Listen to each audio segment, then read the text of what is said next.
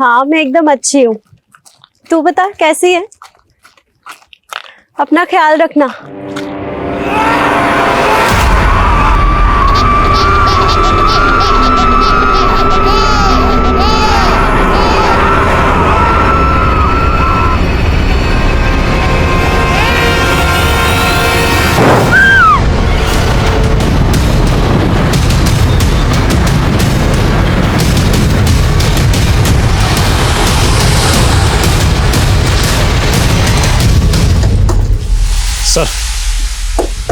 Sir ये औरत इस घर को देखकर डर कर भागी। जिस घर में इतना बड़ा कांड हुआ उस घर से लोग डरेंगे तो है ही। तो इसने एक और मासूम की जान ले ली।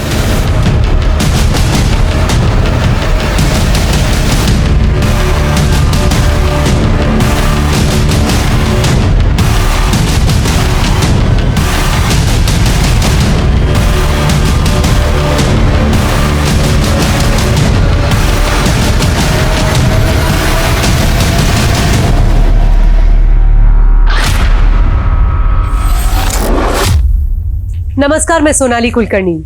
आप सबका स्वागत है क्राइम पेट्रोल सतर्क के आज के केस में। कहते हैं देव और दानव दोनों एक ही इंसान के दो रूप हैं।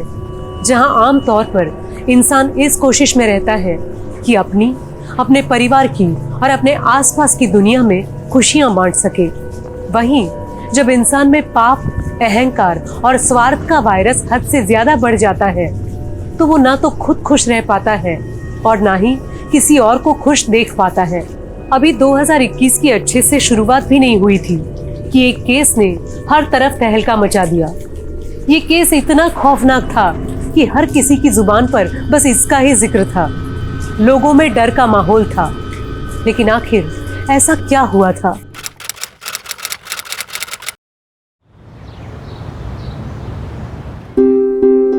बहू, ये रसोई की क्या हालत कर रखी है तुमने? कितनी गंदगी मचा रखी है तुमने?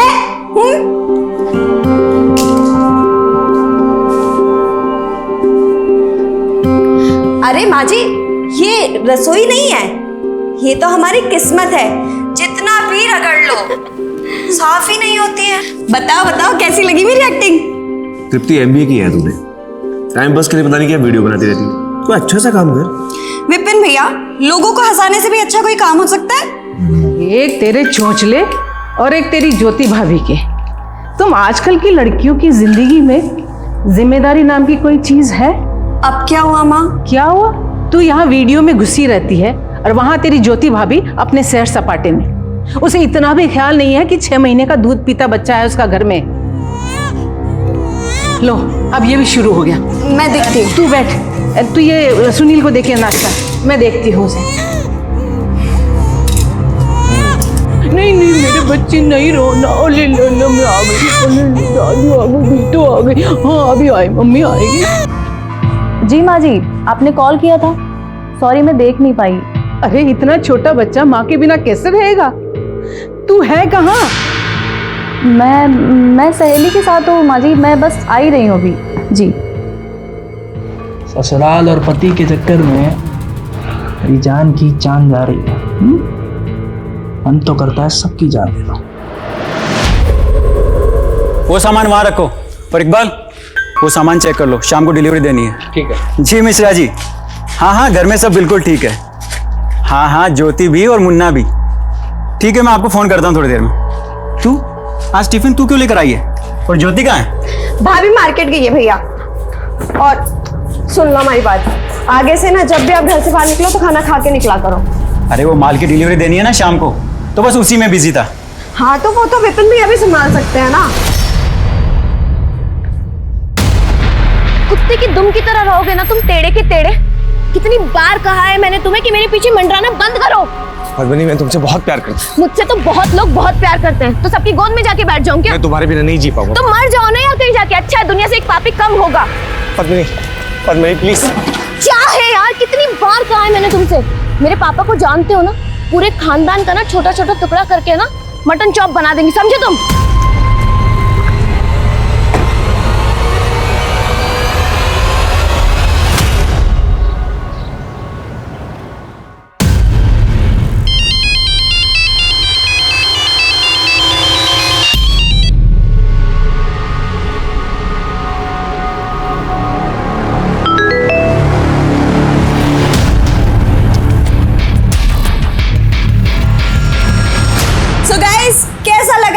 प्लानिंग पर मेरा ये कॉमिक एक्ट।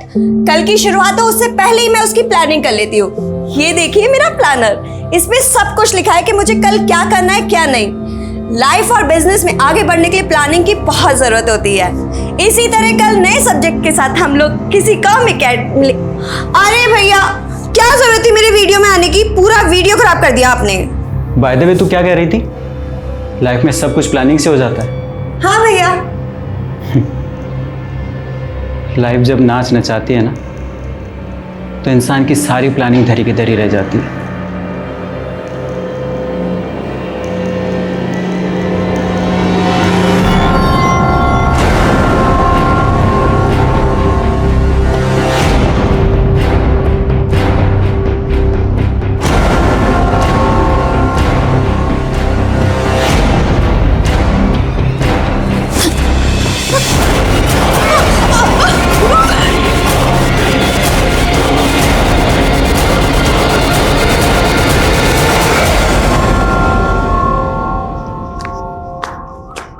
सुनील भाई, विपिन भाई,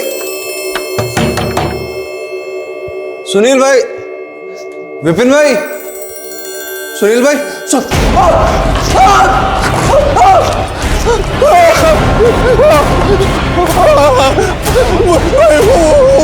सुनील भाई।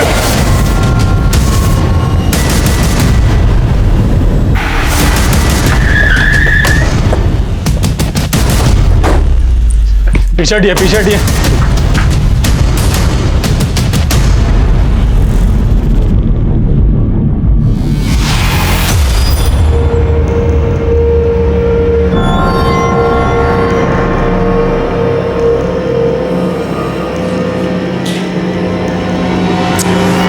छह 7 महीने का बच्चा होगा। बच्चे तक की जाएंगे। एक लाश बेडरूम में भी है।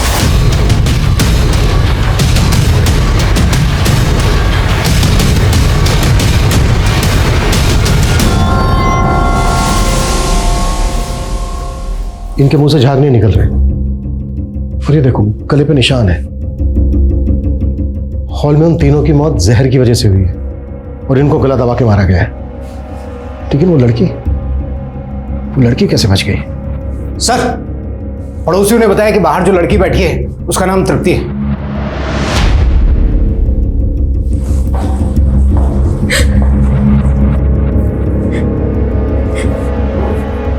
तृप्ति, कैसे हुआ ये सब?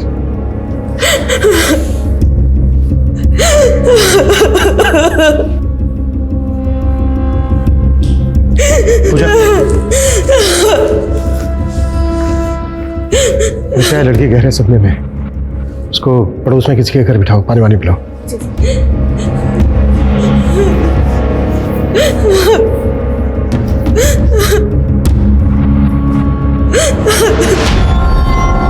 सर, मुझे तो लग रहा है कि इन सब ने सुसाइड किया होगा। अंदर मां को गला दबा के मारा गया है और इन सब की मौत जहर की वजह से हुई है। लगता है इस फैमिली के साथ किसी की गहरी दुश्मनी रही होगी, तभी तो एक 6-7 महीने के बच्चे तक को नहीं छोड़ा। सर, फिर वो जो लड़की है तृप्ति, वो कैसे बच गई? इसका जवाब तो लड़की देगी। इस फैमिली के बारे में पड़ोसियों से बात करते हैं। सर, हमने तो किसी को भी आते जाते नहीं देखा। घर में कौन कौन रहते थे? तृप्ति की माँ, तृप्ति के 2 भाई सुनील और विपिन, सुनील की पत्नी ज्योति और उनका एक 6 महीने का छोटा बच्चा। अच्छा, इनकी किसी से कोई लड़ाई? हाँ सर, दोपहर में सुनील विपिन पर किसी बात पे बहुत जोर से चिल्ला रहा था। बहुत गुस्सा था वो। भैया, कम से कम खाना तो खा लेते। तुझे मेरी बड़ी चिंता हो रही है। गोडाउन छोड़कर घूमता रहता है। मेरे अकेले का बिजनेस है क्या? तेरे से बात करना ही बेकार है। तू जा, आराम से बैठकर रोटियां तोड़, मैं संभाल लूंगा सारे काम। फैमिली में कोई और है? सर, इनका बड़ा बेटा पंकज, वो अजमेर में रहता है। सर, अभी 15 दिन पहले तृप्ति की सगाई हुई थी। बहुत खुश थे सब लोग।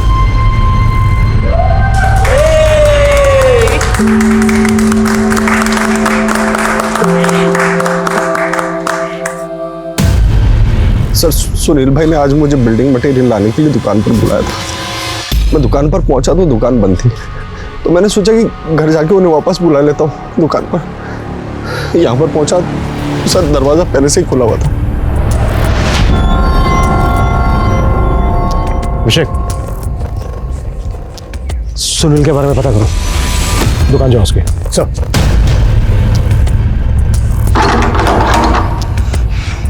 सर फोर्स एंट्री का भी कोई निशान नहीं है।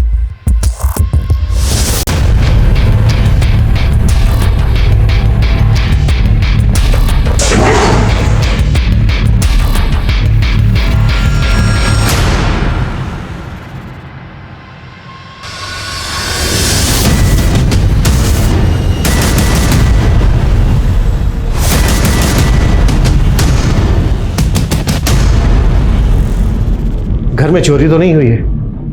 किचन में कल की तैयारी करके रखी गई थी, चने भीगे हुए थे, सारी एक्टिविटीज तो नॉर्मल लग रही है। अमर, इन सब के फोन टेक्निकल डिपार्टमेंट को भेजो।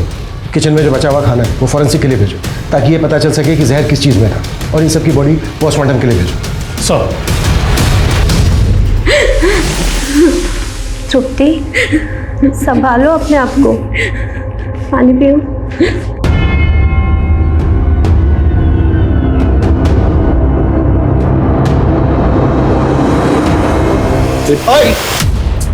कौन हो तुम? सर मुझे तृप्ति से मिलना था। अभी नहीं मिल सकते, चलो आओ।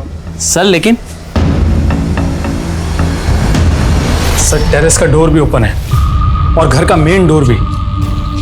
सर हो सकता है कि कोई टेरेस से आया हो और मेन डोर से चला गया हो, या फिर कोई मेन डोर से एंटर किया और टेरेस से निकल गया हो।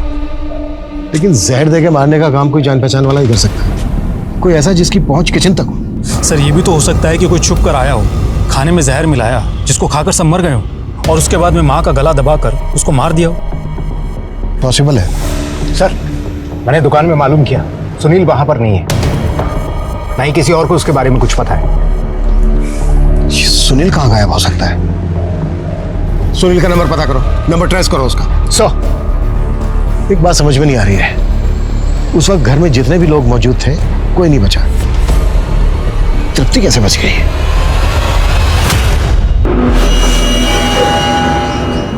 तृप्ति, समझ सकता हूं ये सही समय नहीं है सवाल जवाब करने के लिए, लेकिन आपकी फैमिली के साथ क्या हुआ, किसने किया, ये जानने के लिए हमें आपकी मदद की जरूरत होगी। प्लीज मदद कीजिए हमारी। हमें ये बताइए कि एग्जैक्टली हुआ क्या था?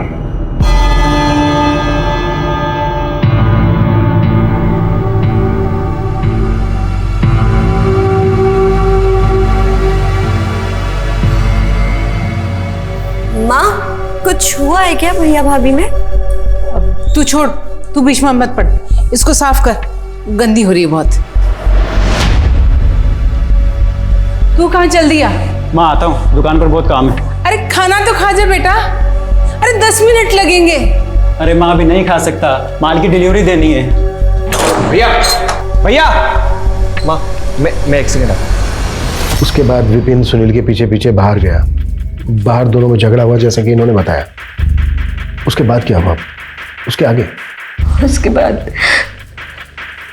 बाद विपिन भैया वापस आए और हम सब ने साथ मिलकर खाना खाया, और हर रोज की तरह हम सभी अपने अपने रूम में सोने के लिए चले गए।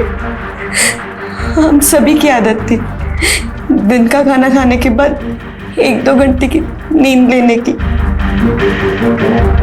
2 घंटे बाद अपने रूम से बाहर आई तो मैंने देखा भैया भैया भैया भैया, बाबू, भाभी, भाभी उठो, भाभी, माँ,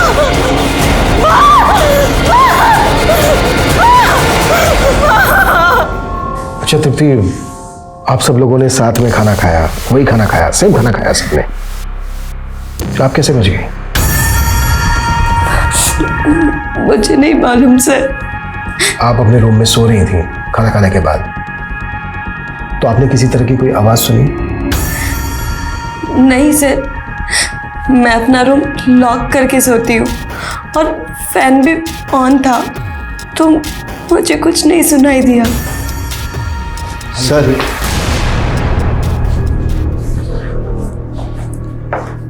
बाहर कोई तृप्ति से मिलने आया था, अपने आप को इसका रिश्तेदार बता रहा था। जैसे ही मेरा ध्यान बटा पता नहीं कहाँ चला गया सर। उम्र क्या थी? यही कोई 25-26 साल। तृप्ति, यहाँ आपसे कोई मिलने आया था, 25-26 साल का था। बता सकती हो कौन हो सकता है वो? मुझे नहीं मालूम सर, मैंने तो किसी को भी नहीं देखा।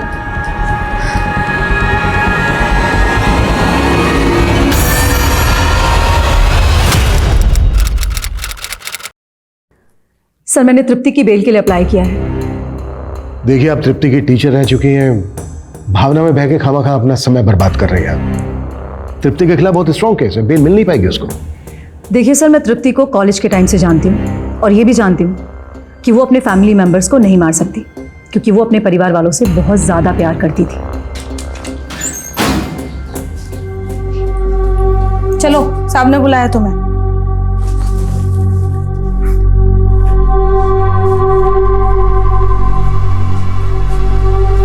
मैं जानती हूँ कि तुमने कुछ नहीं किया है तृप्ति, लेकिन आपके और मेरे मानने से क्या होता है? कानून तो मुझे गुनहगार मानता है ना, और मेरे अपने भी मुझे गुनहगार मानते हैं। और क्या फर्क पड़ता है? अब मेरी फैमिली तो वापस नहीं आ सकती ना। Tripti, I am really sorry for your family, पर मैं तुम्हें इस कलंक के साथ जीने नहीं दूंगी।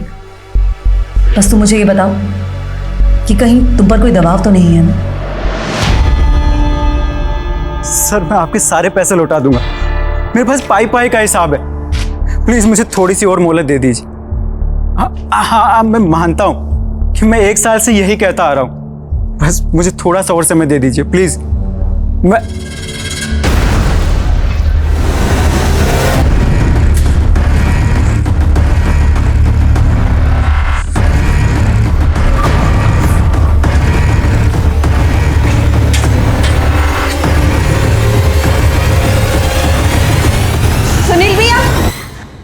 आज लेट हो गई, सॉरी। चलो खाना खाते हैं। हाँ चल।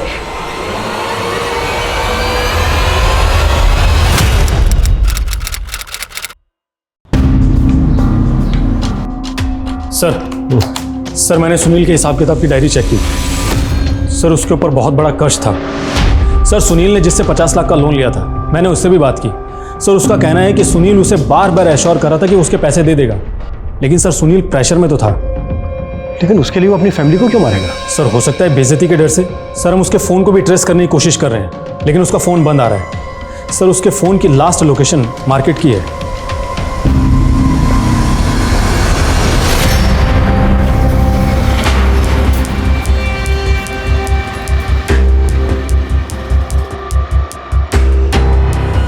सर, मैं पंकज सिंह, निर्मला देवी का बेटा, सुनील सिंह और विनीत सिंह का बड़ा भाई। सर, मुझे बड़ी साहब से मिलना सर। मैं नहीं जानता सर सुनील कहाँ है, उसने मुझे कोई फोन नहीं किया सर। फैमिली की किसी के साथ कोई दुश्मनी? दुश्मनी तो नहीं सर, किसी से नहीं। मैं तो अजमेर में रहता हूँ और मेरा तो यहाँ आना जाना भी कम होता है। हाँ, पिछले 15 दिन पहले मैं आया था तृप्ति की सगाई में। अरे वाह देवर जी, आपने तो बहुत अच्छा लड़का ढूंढा है तृप्ति के लिए। अरे मैं तो कहता हूँ अब इसकी भी सगाई करा दो। क्यों बे, करा दे तेरी सगाई। फैमिली में कोई तनाव? तनाव तो बस एक ही थी, विपिन की वाइफ पद्मनी।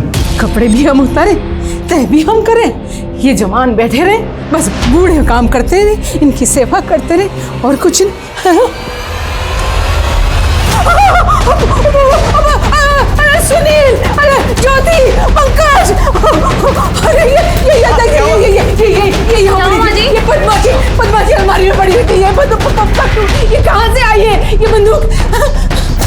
आपको क्या जरूरत थी हमारी परमिशन के बिना हमारी अलमारी खोलने की? आप हमारी जासूसी कर रही थी। इस घर में ये गन नहीं रहेगी, ये शरीफों का घर है। तो आप कहना क्या चाहती है कि हम गुंडे के परिवार से आते हैं? आप सब लोग जानते हैं कि हमारे पापा की कितनी इज्जत है कानपुर में, समझे आप सब लोग। और ये बंदूक ना हमारे पापा ने हमारी सेफ्टी के लिए दिए। ये गन यहाँ नहीं रहेगी, निकाल इसको, यहाँ से फेंक इसको। छोड़िए इसको। अब हमें ना यहाँ एक पल भी नहीं रहना है। जब देखो जिग जिग जिग जिग चलती रहती है इस घर के अंदर, दम घुटता है हमारा इस घर में। अरे तो जाए ना, किसने रोका है तुझे? सर, कहने को तो पद्मनी के पिताजी कानपुर के बहुत बड़े पर पूरा का पूरा परिवार एक नंबर का दबंग। पद्मनी और विपिन में 1 साल पहले लड़ाई हुई तो पद्मनी यहाँ जयपुर में अपनी मौसी के यहाँ शिफ्ट हो गए। दोनों तलाक लेने वाले भी थे। कोई और जो फैमिली के बहुत करीब हो? हाँ सर, विपिन और सुनील का नौकर इकबाल, वो उनका गोडाउन भी संभालता है और उसका हमारे घर पर आना जाना भी है। इकबाल?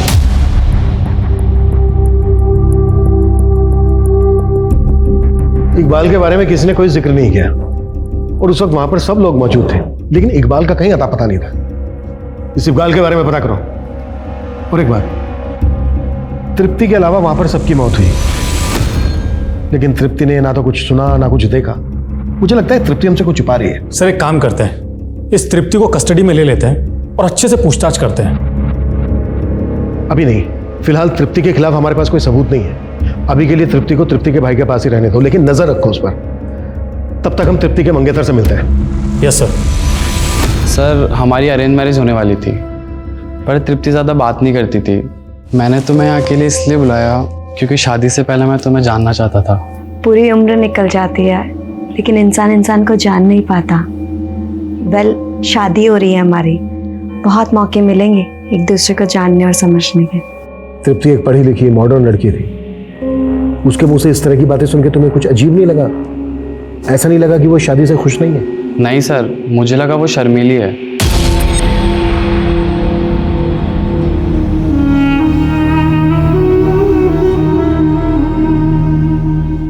कहते हैं अपनों की हंसी और उनकी खुशी से बढ़कर और कुछ नहीं होता। अपने परिवार के लिए इंसान अपनी जान भी दे सकता है, लेकिन इस केस में परिवार के कत्ल की सुई 2 लोगों पर जाकर टिकी थी, एक तृप्ति और दूसरा सुनील। पुलिस इस केस से जुड़े और भी पहलू खंगालने की कोशिश कर रही थी, लेकिन इन दोनों पर उन्हें पक्का शक था। तो क्या इन दोनों में से किसी एक ने परिवार के बाकी लोगों का खून किया था, या अपराधी इतना शातिर था कि पुलिस की आंखों में धूल झोंकने में कामयाब हो गया? आखिर वो कौन था और उसके वहशीपन के पीछे क्या वजह थी? अल्लाह कसम साहब, मुझे कुछ भी नहीं मालूम। तेरे मालिक और उसकी पूरी फैमिली की हत्या हो गई और तू फरार था। अरे साहब, वो तो मैंने छुट्टी ली थी, मेरी बीवी को मायके छोड़ने के लिए जाना था ना, इसीलिए। तुझे गुस्सा था ना अपने मालिक पे? नहीं साहब, दोनों मालिक नेक आदमी थे। सुनील की कोई लड़ाई थी विपिन या फैमिली से? सुनील भाई का तो पता नहीं साहब, लेकिन हाँ, जो उनके बड़े भाई हैं पंकज, उनकी जरूर विपिन भाई से 1-2 बार कहा सुनी हुई है। बहुत हो गई तेरी मनमर्जी, और नहीं चलेगी। दिल का ताड़ बनाने की आदत हो गई आपकी। एक बात बताऊं आपको, पापा का तो कभी आपने अपना माना नहीं, तो बाकी फैमिली को तो जाने दीजिए। अब तू ज्यादा मत बोल, एक बात याद रख, मैं तुझसे बड़ा हूं। और क्यों हुई थी कहा सुनी?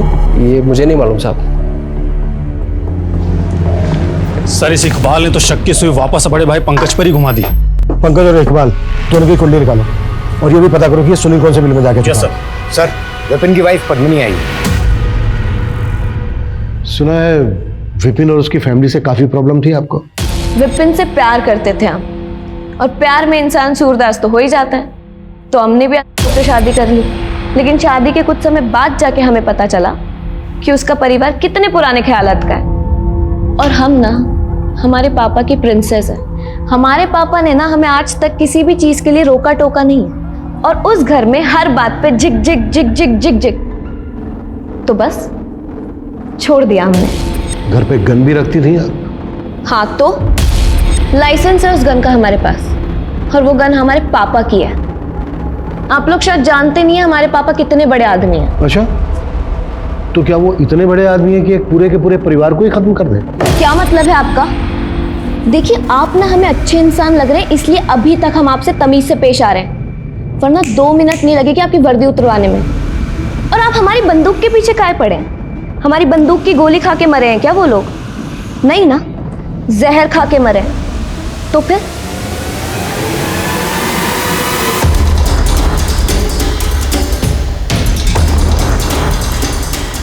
हमारे पीछे ना गोल गोल घूमना बंद करो, वरना पापा से कह के ना पूरे खानदान को मरवा देंगे और किसी को पता भी नहीं चलेगा, समझे तुम?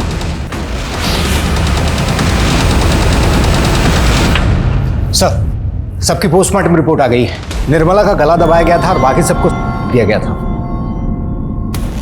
तो पेपर, प्लास्टिक टेक्सटाइल इंडस्ट्री में यूज होता है ना? सर इलीगल मार्केट में भी मिल जाता है। सब जगह पता करो। और तृप्ति के बारे में क्या पता चला?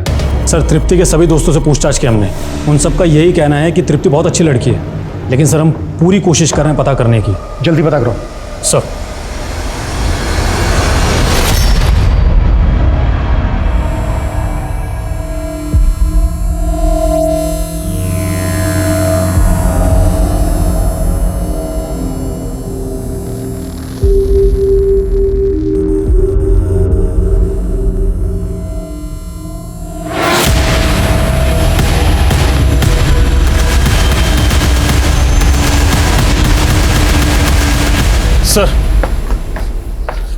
सर घर में छानबीन के दौरान मुझे ये डायरी मिली। सर मैंने इस डायरी को पढ़ा, थोड़ा अजीब लगा है सर। आप मेरे दिल की आवाज हो बाबा। कहना क्या चाह रहे हैं? आप मेरे कान में फुसफुसाते हैं, मुझे सही राह दिखाते हैं, क्या है ये सब? सर मुझे तो ये किसी तांत्रिक का चक्कर लग रहा है। और यहाँ एक PNR नंबर भी लिखा है, 17 मार्च की डेट लिखी है इसकी, तो 15 मार्च को सबके मर्डर हुए थे। पता करो ये PNR नंबर किसका है, ये डायरी किसकी, और वो बाबा कौन? Yes sir. हाँ सर, ये विपिन भैया की हैंड राइटिंग है। और सर वो पूजा पाठी थे, पूजा पाठ में बहुत विश्वास करते थे, पर वो कभी तंत्र मंत्र में विश्वास नहीं करते थे। और विपिन भैया हमारे पापा को भी कभी कभी बाबा कहा करते थे। लेकिन माँ का ऑपरेशन, तेरी सगाई, ये सब बातें तो पिताजी के गुजरने की बात की है। फिर इन सब बातों का जिक्र इस डायरी में कैसे? तो फिर किस बाबा के बारे में लिखा है इसमें? सच सच बताओ, क्या विपिन का किसी बाबा से मिलना जुलना था? पता नहीं सर, लेकिन विपिन हमारे पिताजी के गुजरने के बाद से बहुत ज्यादा परेशान रहने लगा था सर। 2 दिन से ऐसे ही बैठा हुआ है। पहले तो हमें कहा कि किसी को नहीं बताना कि पापा मर गए। ये इनकी बॉडी का अंतिम संस्कार नहीं करना चाहता बेटा, तू समझा उसे।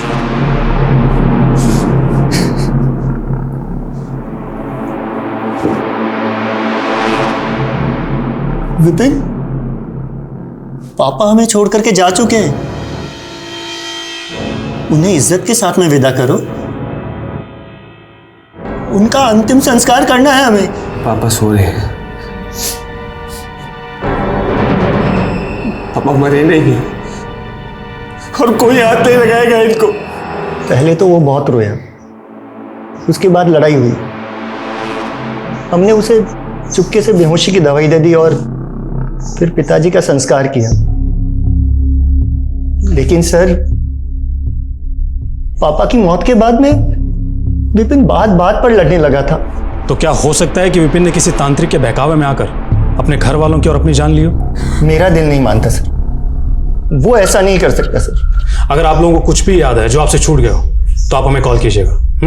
चलो सर, वो सुनील भैया का कुछ पता चला क्या? फिलहाल तो नहीं, हम पता लगाने की कोशिश कर रहे हैं।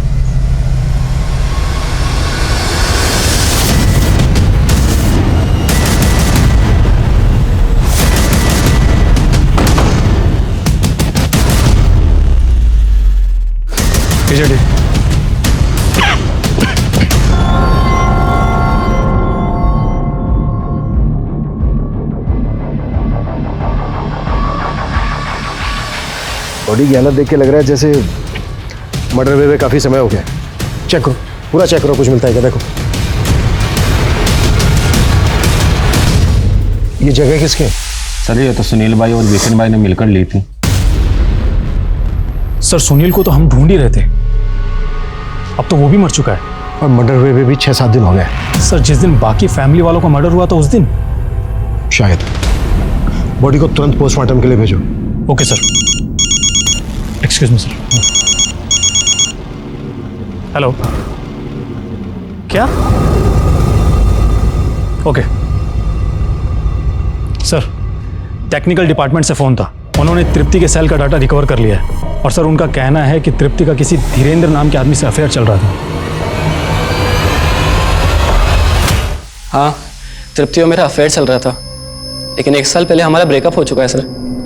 जब तृप्ति अपनी पड़ोसन शीतल के घर थी, तू याद आना मिलने? जी, जैसे ही मुझे पता चला कि तृप्ति की फैमिली के साथ कुछ हुआ है तो मैं परेशान हो गया था। तो बस मिलने चला आया। तो फिर मिला क्यों नहीं, भाग क्यों गया था? सर वहाँ इतनी अफरा तफरी और भीड़ थी कि मौका ही नहीं मिला। तेरा गोडाउन भी उसी मार्केट में है ना जहाँ पे सुनील का है? और उसी मार्केट में थोड़ा आगे जाके गोडाउन में हमें सुनील की लाश मिली थी। सर लेकिन इससे कुछ साबित तो नहीं होता ना, वहाँ मार्केट में तो कितने लोगों के गोडाउन है। सर सुनील की प्रिलिमिनरी पोस्टमार्टम रिपोर्ट और खाने के सैंपल्स की फॉरेंसिक रिपोर्ट आ गई है। सुनील की मौत भी से हुई थी? नहीं सर सुनील का मर्डर गला दबाकर किया गया था, और वो भी उसी दिन जिस दिन बाकी फैमिली मेंबर्स के मर्डर हुए। इनफैक्ट सर सुनील की मौत बाकी फैमिली मेंबर की डेथ से 1 घंटे पहले ही हो गई थी। और फूड फॉरेंसिक रिपोर्ट क्या कहती है? सर उनका कहना है कि खाने में नहीं, लड्डू में था।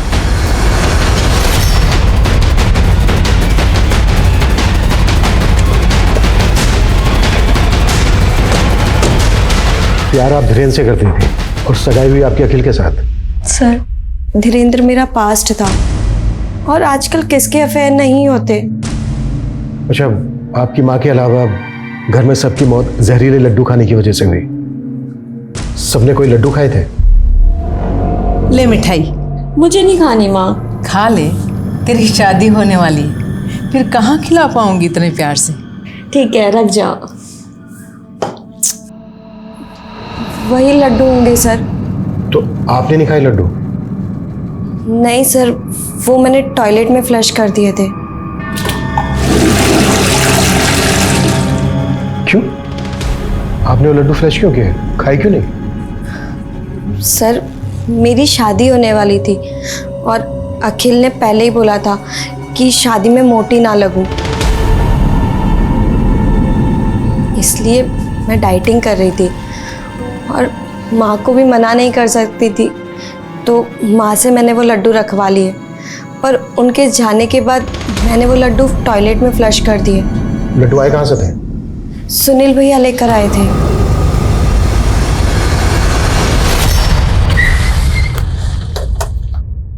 सर, तृप्ति की भाभी ज्योति किसी प्रभात नाम के आदमी के टच में थी।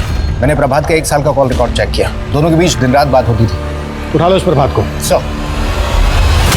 हाँ, मैं ज्योति भाभी को जानता था। दरअसल मैं उन्हीं के गांव का हूँ, इसलिए अक्सर बात होती रहती थी। तो एक शादीशुदा औरत से रात के 12-1 बजे तक बातें करता था? सर वो ज्योति भाभी प्रेगनेंसी के टाइम पे बहुत ज़्यादा इमोशनल रहती थी। उन्हें अपने मायके की याद आती थी, और मैं रात में देरी से सोता हूँ, इसलिए वो जब भी रेस्टलेस या लोनली फील करती थी तो मुझे फ़ोन करती थी।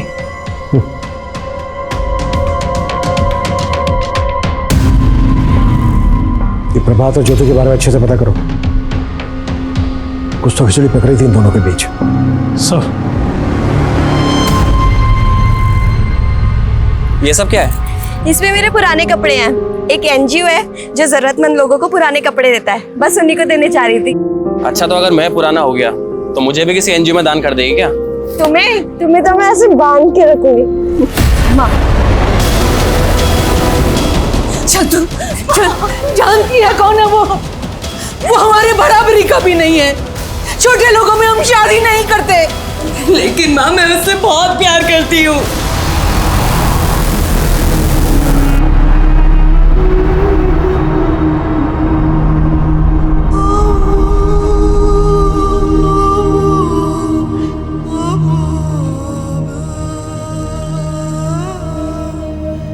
सर विपिन की दुकान के आगे एक शमशान है, और वहां पर एक तांत्रिक रहता है। वहां के आसपास के लोगों का कहना है कि विपिन अक्सर वहां पर आता जाता रहता है।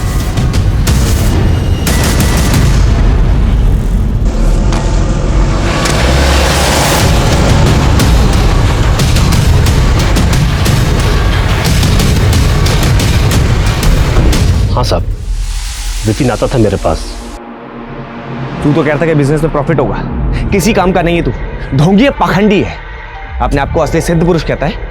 असली सिद्ध पुरुष मेरे बाबा थे, मेरे पापा, और वो जो चाहे ना वो कर सकते थे, मेरा सारा बिगड़ा काम बनाते थे। आया अपने आपको बाबा कहने, बार बार आया करता था मेरे पास। ऐसा लगता था जैसे वो मेरी शक्ति आजमा रहा हो या मेरा मजाक उड़ा रहा हो। ऐसा क्यों करेगा वो? इसके पीछे कोई लॉजिक तो है नहीं। सर प्रभात के मोबाइल फोन की डिलीटेड मैसेज में हमें कुछ मैसेज मिले हैं। ये तो सुनील के मैसेज है। सुनील प्रभात को ऐसे मैसेज क्यों भेजेगा? सर हमें भी अजीब लगा, तो हमने सुनील, ज्योति और प्रभात तीनों के बैंक अकाउंट चेक किए। सर, ज्योति पिछले 1 साल से रेगुलर बेसिस पे प्रभात के अकाउंट में पैसा ट्रांसफ़र कर रही थी। कभी 20,000, कभी 50,000, तो कभी 1,00,000 रुपये। सर, प्रभात और ज्योति के मोबाइल अक्सर एक साथ स्टेशन रोड पर एक्टिव रहते थे। सर, मैंने पता किया है तो मालूम चला है कि वो किसी होटल में मिलते थे। ये लीजिए आपकी चाय। सुनिए ना आप, बोलो। मेरा माँ के पास जाने का बहुत दिल हो रहा है। मैं तो बहुत बिजी हूँ। तो तुम्हारे गांव वाला है ना प्रभात, उसके साथ चले जाओ, अच्छा आदमी है।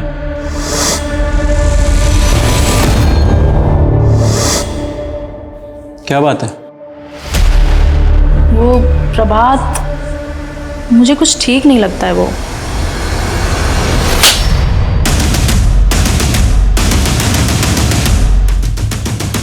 अब बोलेगा? वो सर, ज्योति भाभी अच्छी लगती थी मुझे। पता नहीं कहाँ से सुनील भाई को हमारे बारे में पता लग गया। तो तुम ज्योति पर बुरी नज़र रखते हो? नहीं भैया, मैं तो बस वो। देखो, मैं यहाँ तुम्हें डांटने नहीं आया हूँ, बल्कि मदद मांगने के लिए आया हूँ।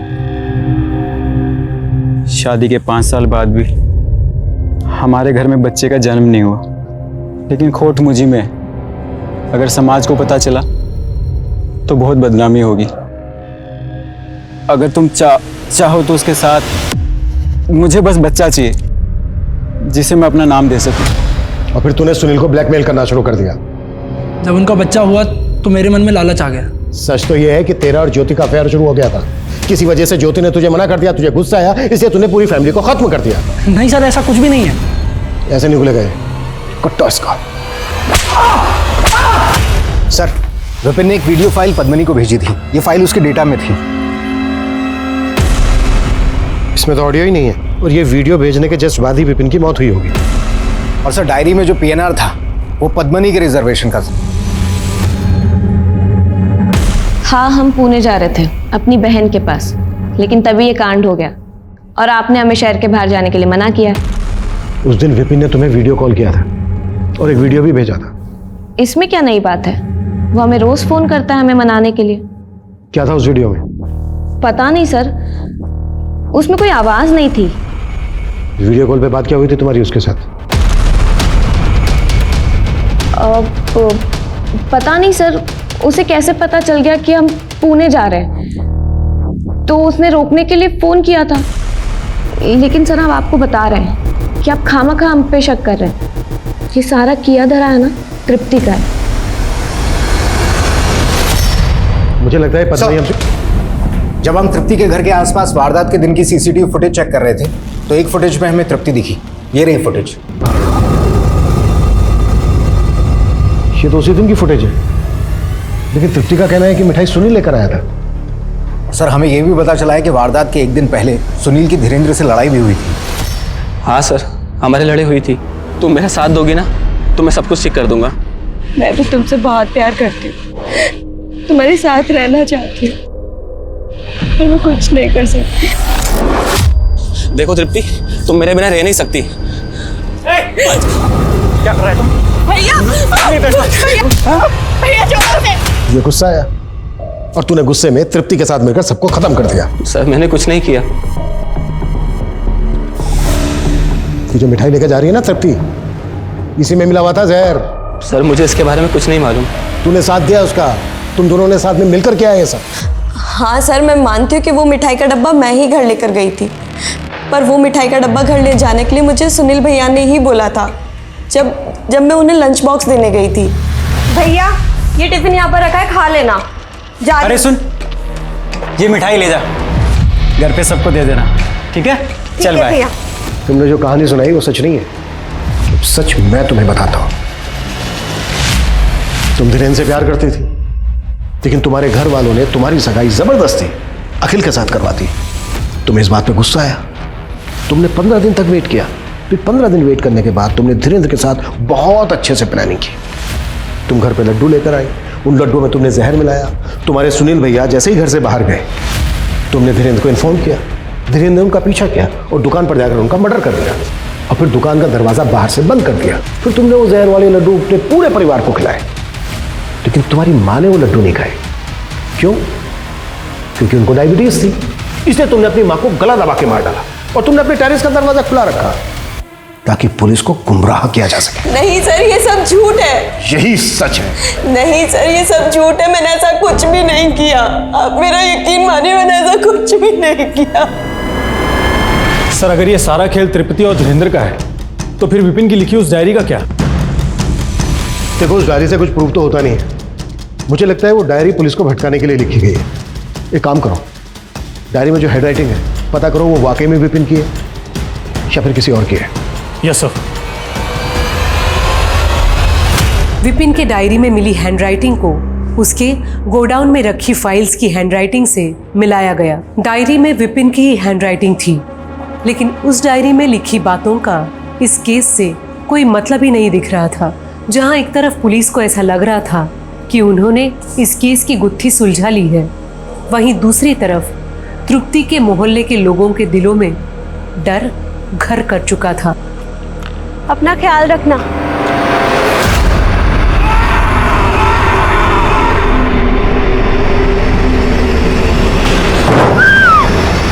खास तौर पर जब हमारे आसपास दिल दहला देने वाला कोई कांड हुआ हो। जहर वाली मिठाई का डब्बा तृप्ति अपने साथ घर लेकर गई थी और एक बस वही थी जो जिंदा बची थी। इसी आधार पर पुलिस ने तृप्ति और धीरेन्द्र को गिरफ्तार कर लिया। तृप्ति, तुम्हारे अगेंस्ट बहुत स्ट्रॉन्ग केस बना है। मुझे जो कहना था वो मैं कह चुकी। अब अगर ईश्वर की यही इच्छा है तो फिर यही सही। ऐसे मत बोलो तृप्ति, उस पर भरोसा रखो। मैं कुछ नहीं होने दूंगी तुम्हें। आप अगर सच में मेरी मदद करना चाहती हैं तो आपसे एक रिक्वेस्ट है। बोलो। कोर्ट में अपील कीजिएगा कि मुझे फांसी की सजा, उम्र कैद नहीं, क्योंकि मैं जल्द से जल्द अपने परिवार से मिलना चाहती।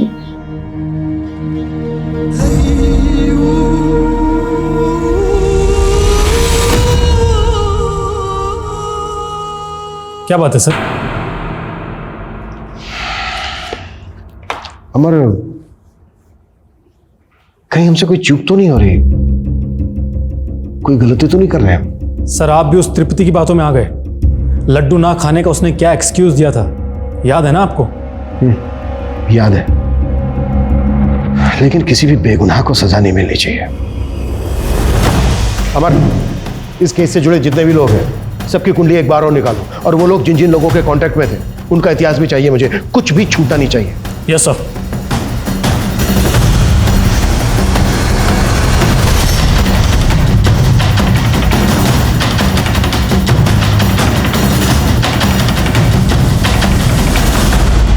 सर एक कांटेक्ट मिला है, इसके कनेक्शन में पेपर मिल के 2 लोग हैं। सर मैंने दोनों से पूछताछ की। सर उन दोनों ने मर्डर से 1 दिन पहले बेचा था।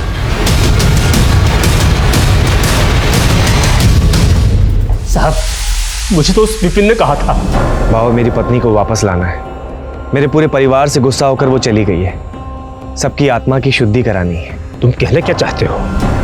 मेरे बाबा ने कहा है, सपने में आकर मेरे कान में सफेद जहर दूंगा तो सबकी आत्मा सफेद होगी। तुम हत्या करोगे? नहीं, मरेंगे नहीं, सिर्फ आत्मा साफ होगी। साहब उसने मुझे बहुत से पैसों का लालच दिया था, कहा कि मरेंगे नहीं। मुझे लगा कि बस जरा सा जहर चटाएगा, इसीलिए मैंने उसे जहर लाकर दे दिया।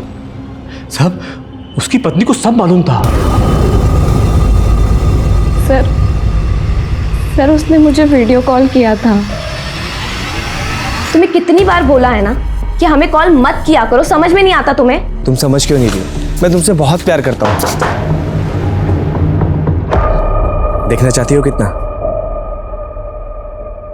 अभी दिखाता हूं।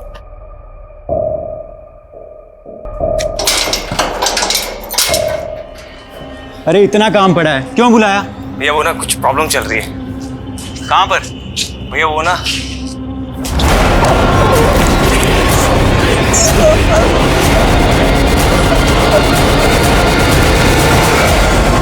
उसने फिर एक एक करके सबको मार दिया।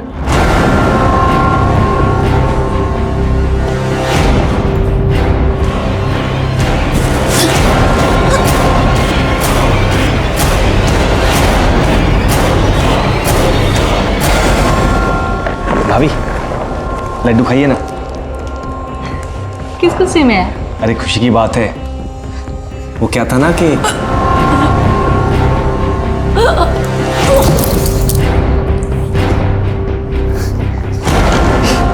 ले तो दिखा। भाभी सब मर गए, सबको मार दिया मैंने, सबकी आत्मा शुद्ध कर दी, शुद्ध।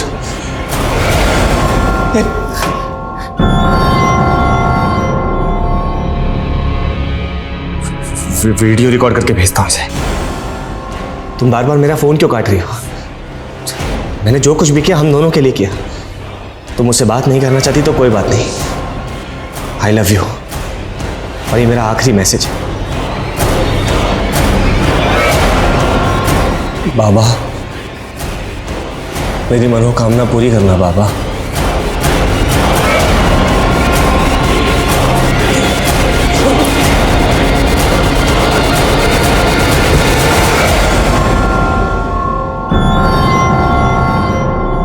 ये सब तुमने हमसे पहले क्यों नहीं बताया? क्योंकि सर आपको तो यही लगता ना कि ये सब हमने उसके साथ मिलकर करवाया। तुम्हारी इस बेवकूफी की वजह से एक निर्दोष, एक मासूम लड़की को सजा मिल सकती थी। मैंने अपने करियर में हर तरह के केसेस देखे, क्रिमिनल की साइकोलॉजी को बहुत अच्छी तरह से समझता हूं मैं, लेकिन किसी अंधविश्वास में आकर अपने पूरे परिवार की जान ले लेना, ये कभी नहीं समझ पाऊंगा। तृप्ति, हमारी वजह से जो आपको तकलीफ हुई है उसके लिए आई एम सॉरी बेटा।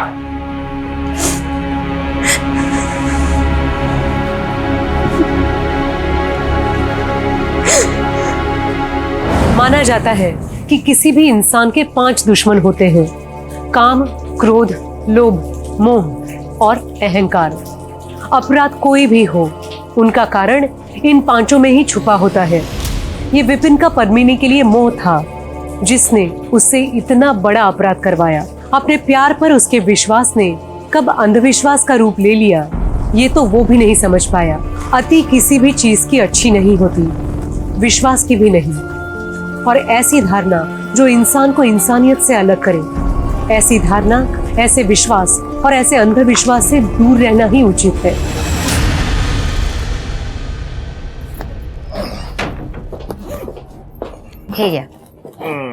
Thank you. लॉकडाउन खत्म ना होता तो कितना अच्छा होता।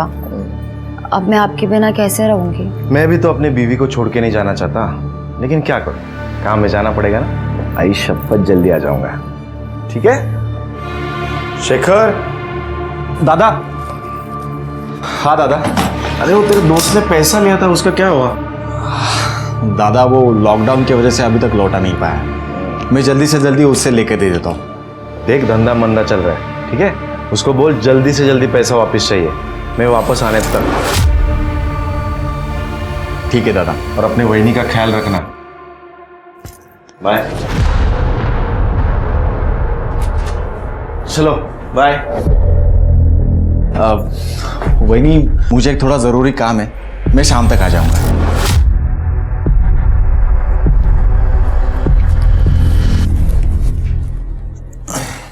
बाय।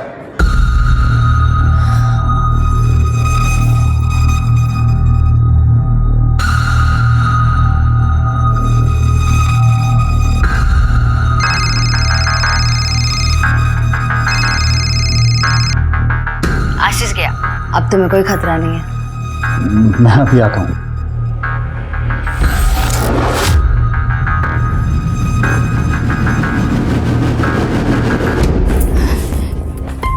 तुम्हें शर्म नहीं आती? मेरे भाई का घर तोड़ के क्या अपना घर बचा रहेगा? मैं तुम्हें मानसी बहनी के पास बिल्कुल जाने नहीं दूंगी। तू रोकेगी मुझे?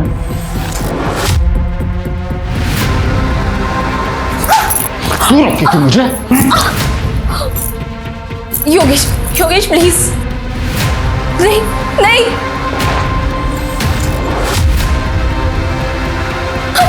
मुझे रोकेगी तू? हाँ, तू रोकेगी? योगेश नहीं प्लीज। योगेश, क्या कर रहा है तू? खबरदार मेरी बहू पर हाथ उठाए तो। तो फिर इसे कहो कि काम से काम रखे, वरना खाएगी। और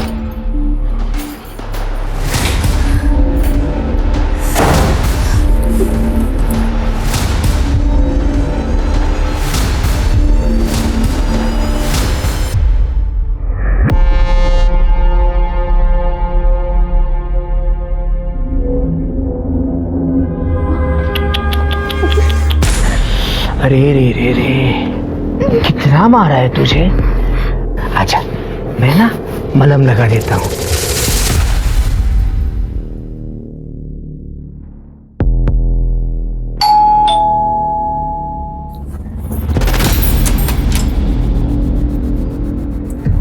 अरे चोरी की तरह नहीं, शेरों की तरह।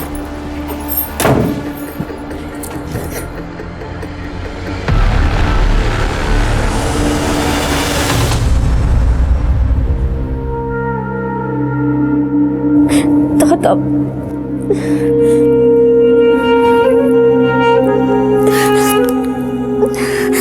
शेखर, शेखर फोन उठाओ।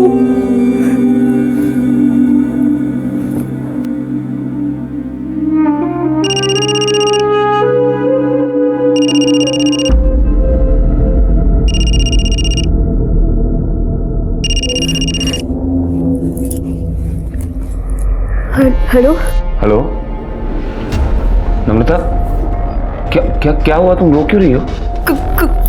कुछ नहीं हुआ, मैं ठीक हूँ। मुझे कुछ ठीक नहीं लग रहा है, सच सच बताओ क्या हुआ है? सुनील, योगेश फिर से मानसी वाहिनी के पास चला गया है। मेरी जिंदगी बर्बाद हो गई है। मुझे कुछ समझ में नहीं आ रहा, मैं क्या करूँ? तुम परेशान मत हो, मैं आ रहा हूँ तुमसे मिलने। नहीं नहीं सुनील, तुम यहाँ मत आना, वरना किसी ने तुम्हें यहाँ पे देख लिया ना, मेरी परेशानियां और भी बढ़ जाएंगी। अरे मुझे कुछ नहीं सुनना। और सुनो, मैं तुम्हारे घर के पीछे आ रहा हूँ, तुम बाहर आ जाना मुझसे मिलने, ठीक है?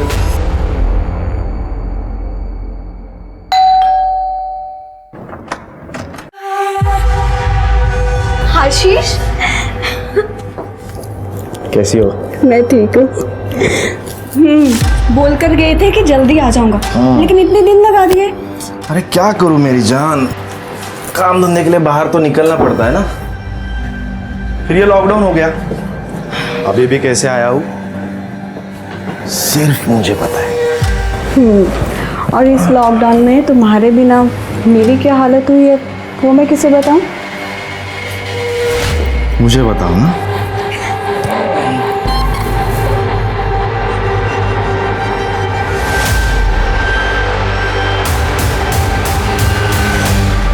रिश्ता कोई भी हो, भरोसा और सुरक्षा का विश्वास ही उस रिश्ते को विश्वसनीय बनाता है। जहां ज्यादातर लोग अपने संबंधों को पूरी सच्चाई और ईमानदारी से निभाते हैं, तो वहीं अपने शातिरपने में माहिर कुछ लोग खुद को सबसे बड़ा हितैषी दिखाते तो हैं, लेकिन मौका मिलते ही भरोसा तोड़ने से नहीं चूकते। अब इस केस को ही ले लीजिए। पति पत्नी के रिश्ते में बंधे आशीष और मानसी ने एक दूसरे को अंधेरे में रखा। एक दूसरे के प्रति उनका भरोसा अवैध संबंधों की हवस की भेंट चढ़ गया। लेकिन क्या उस हवस की चादर को ओढ़कर वे जिंदगी भर छिपे रह पाएंगे?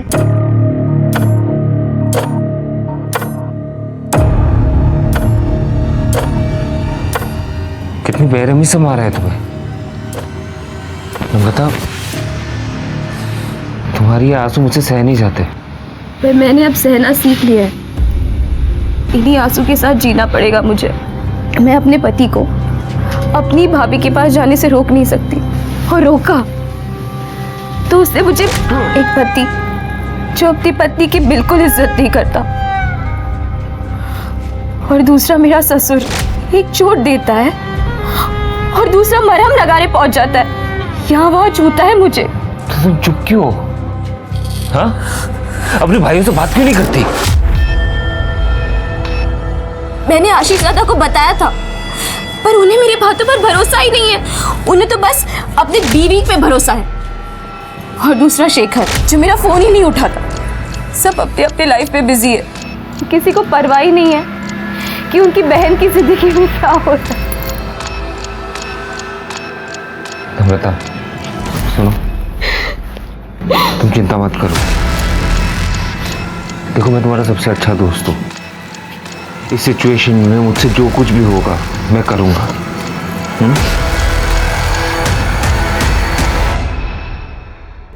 आ नहीं सकते थे, फोन तो कर ही सकते थे ना। अरे हाँ, वो इस मक्कर का भी फोन अभी आना था। कौन है? एक दल्ला है, बिजनेस राइवल। हम लोग जो और बाकी कंपनियों को माल बेचते हैं ना, उसमें से कमीशन खाता है ये। मेरी ईमानदारी की वजह से इसका बिजनेस चौपट हो गया है। हेलो आशीष भाऊ, ऐसी भी क्या नाराजगी, फोन तो उठाओ कम से कम। वैसे भी तुमने मुझे घर पर बैठने को मजबूर कर दिया है, ऊपर से लॉकडाउन ने मेरी कमर तोड़ दी है। देखो भाऊ, अकेले खाओगे तो हजम नहीं कर पाओगे। क्या मतलब? मतलब ये कि एरिया बांट लेते हैं, तुम्हारा बिजनेस तुम करो और मुझे भी अपना कमा के खाने दो। औकात से ज्यादा खाने वाले का पेट ना ऐसे ही फटता है। कि ऐसा ना हो कि वक्त फिर से करवट बदले और तुम धप से मुंह के बल आगे रहो। फालतू की धमकी देना बंद कर, समझा ना? तूने खुद अपनी लालच और बेईमानी की वजह से तेरा धंधा डुबाया है। मान ले कि तेरा इस धंधे में टाइम खत्म। किसका टाइम खत्म हुआ और किसका शुरू होगा, ये तो वक्त ही बताएगा।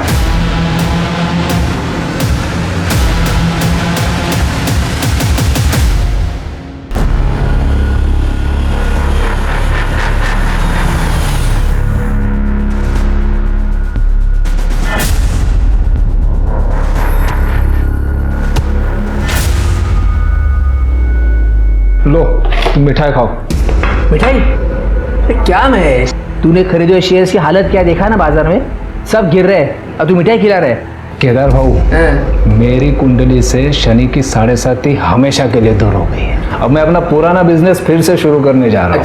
तुम मिठाई खाओ, मिठाई खाओ। ठीक है ठीक है। और रही बात शेयर्स की, तो तुम्हारे खरीदे हुए शेयर्स तो बड़ा उछाल मार रहे हैं।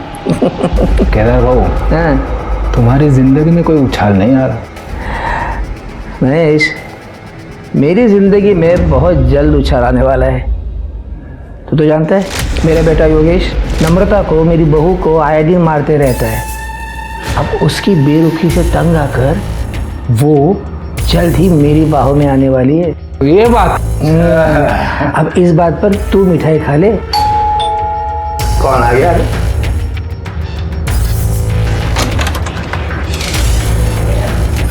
महेश कुलकर्णी? हाँ, मैं संजय, वो शेयर मार्केट में इन्वेस्टमेंट की बात करना चाहता हूँ। हाँ हाँ, आइए आइए।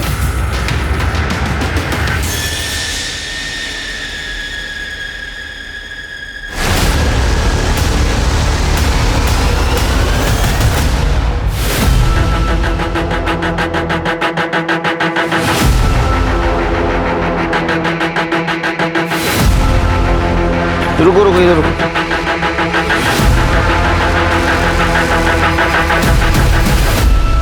ये तो मेल बॉडी है, लेकिन कमाल है, मेल बॉडी होके बिना कपड़ों की। हो सकता है इसका गला दबा कर मारा हो इसे। इसका चेहरा भी बिगाड़ा गया है सर, डेफिनेटली पहचान छुपाने की कोशिश की गई है। हो सकता है किसी पत्थर वत्थर से मारा हो। लेकिन इसको यहाँ मारा गया है और या कहीं और मार के यहाँ लाया है।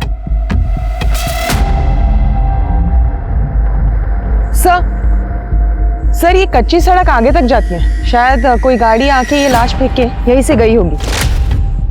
करो ने कैसा सापड़ तक बगा सर। शिरके सर, बॉडी को पोस्टमार्टम के लिए भेज दो और आसपास पूछताछ करो, किसी ने कोई एक्टिविटी देखी है क्या। और आसपास जितने भी पुलिस स्टेशन है वहाँ इंक्वायरी करो, कोई मिसिंग कंप्लेंट है क्या। ठीक है सर।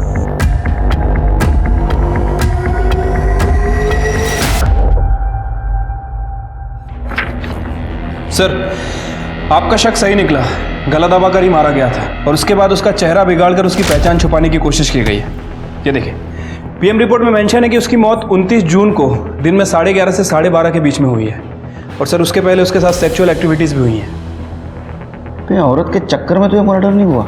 सर, लग तो ऐसा ही रहा है। सर, बॉडी की डिटेल से कोई मिसिंग कंप्लेंट मैच नहीं हुई है और जहाँ ये लाश मिली वहाँ रोड के अलावा और कोई आबादी नहीं है, इसलिए कोई डिटेल्स नहीं मिल पाई। ठीक है, इस मर्डर केस की इन्वेस्टिगेशन शुरू कर दो और फोटोग्राफ आसपास के पुलिस स्टेशन में सर्कुलेट कर दो और बॉडी का डीएनए टेस्ट भी करवाओ। ठीक है सर।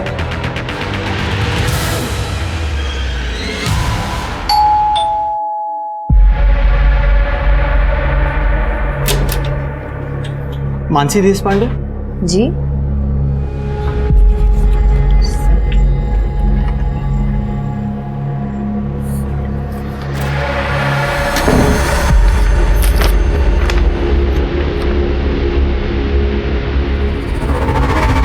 क्या? आशीष का डेथ सर्टिफिकेट? हे भगवान, ये क्या हो गया? आशीष! वही क्या है? हे भगवान!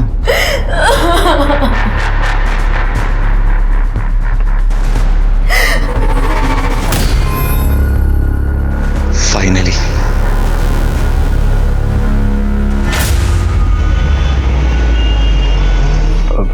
ठीक है मैम, बोल दे। सुनो, क्या हुआ?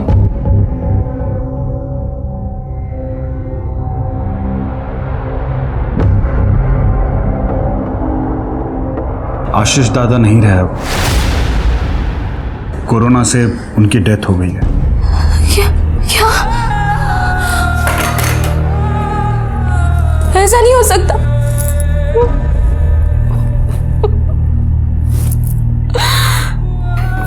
संभालो अपने आप को। अब वैसे भी हमारे रास्ते का कांटा तो निकल ही गया ना।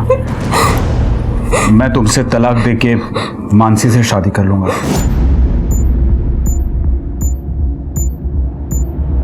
तुम्हें जरा सी भी शर्म नहीं आती ना?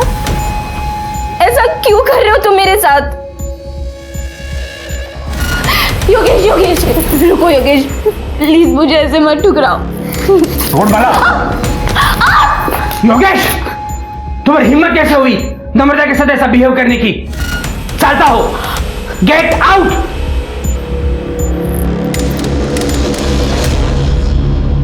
नम्रता, उठ जा।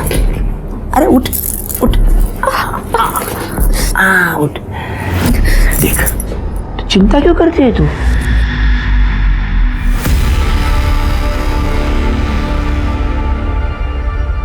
ये नंबर क्यों नहीं लग रहा है? ये आशीष का नंबर कई हफ्तों से स्विच ऑफ क्यों आ रहा है? सब कुछ ठीक हो बस।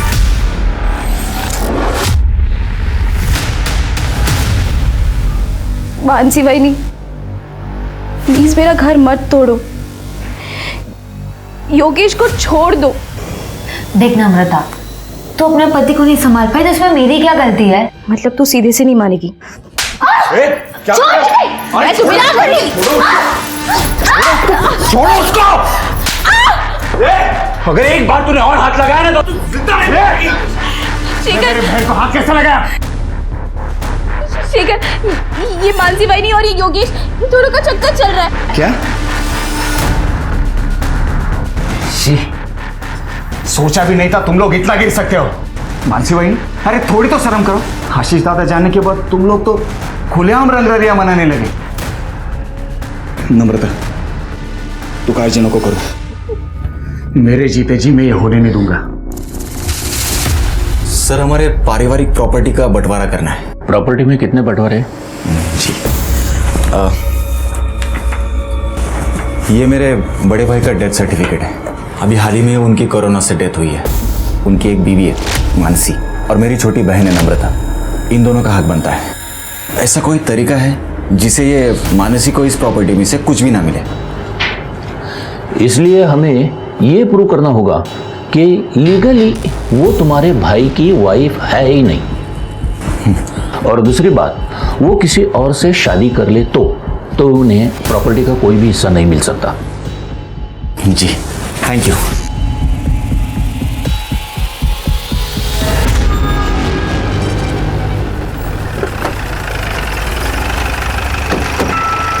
सर, आपने जो डीएनए रिपोर्ट मंगाई थी वो आ गई है।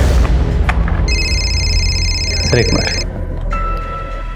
हेलो, एडवोकेट सलागरे बोल रहा हूँ।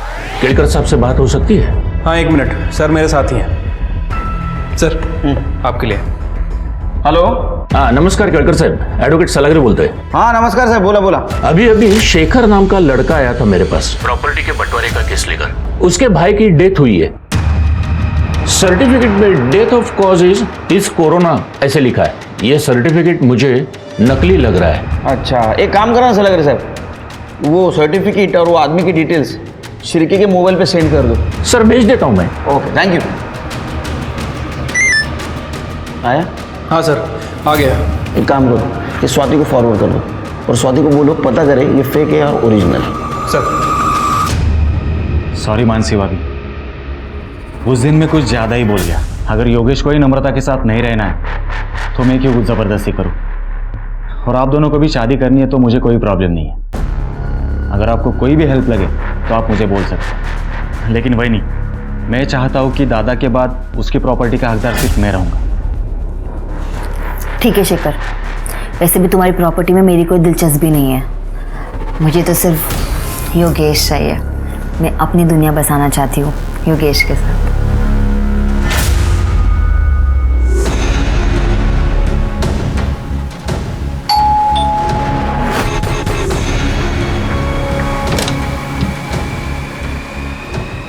आशीष, आइए ना।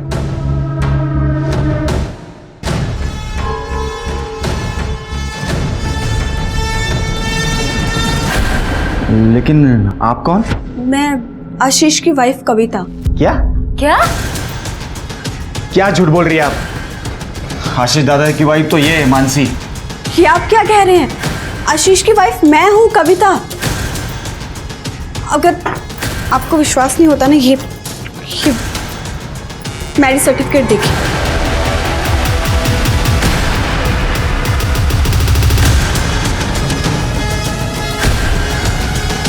और ये सर्टिफिकेट तो आपकी शादी के भी पहले का है। आप आशीष को बुलाइए, आपको सब कुछ पता चल जाएगा। लेकिन आशीष दादा की तो कुछ ही दिनों पहले कोरोना से मौत हो गई है। क्या?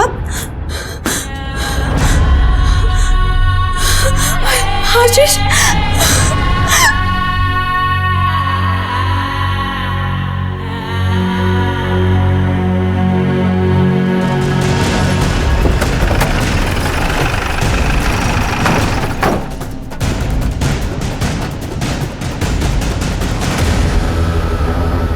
आप में से शेखर कौन है? सर शेखर मैं हूँ। आपके भाई की कोरोना से मौत हुई, आपको कैसे पता चला?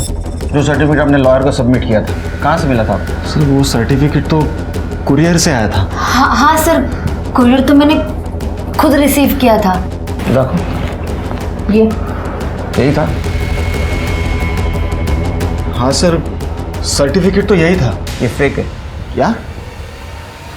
मैं जानती थी यहाँ कुछ ना कुछ तो गलत हो रहा है। आप? मैं आशीष की वाइफ कविता, लेकिन यहाँ आकर पता चला तो ये कि आशीष की बीवी बनी बैठी है। ज्यादा कुछ बुरा ना, तेरा मुंह तोड़ दूंगी मैं। काम खड़ी रहो। अब आशीष से आखिरी बार कब मिली थी? सर वो 22 जून तक तो यही थे, उसी दिन वो गए थे। हाँ सर, उसी दिन वो मेरे पास भी आए थे। एक हफ्ते के बाद 29 जून को वो बिजनेस टूर के लिए निकल गए थे। अब कभी लंबा इंतजार मत करवाना, और अगर जल्दी नहीं आए ना तुम तो मैं वहाँ पर आ जाऊंगी।